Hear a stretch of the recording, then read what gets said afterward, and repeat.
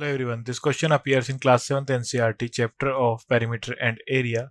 This is 11th question of its exercise 11.4. So the question says that find the area of the quadrilateral ABCD. Here AC is equal to 22 cm, BM is equal to 3 cm, DN is equal to 3 cm and BM perpendicular to AC and DN perpendicular to AC.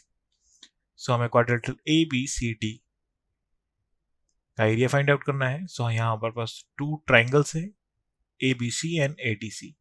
So area of triangle ABC is equal to half into base into height. So हो जाएगा half, base हो जाएगा यहाँ पे हमारे पास AC and height हो जाएगी BM. सो इनकी वैल्यू पुट कर देंगे. Half into 22 into 3. सो 2 से 22 11 time.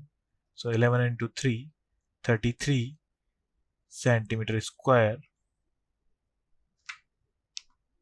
Then area of triangle ADC is equal to half into base into height DN. इनकी वैल्यूज हमें गिवन है. Half into 22 into 3. 2 से 22 11 time. 11 into 3 33 centimetre square. And हमें area find out करना है. Area of quadrilateral ABCD. So ABCD quadrilateral का area हो जाएगा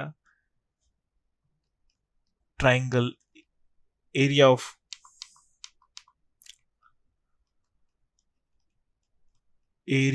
of triangle ABC plus area of triangle ADC.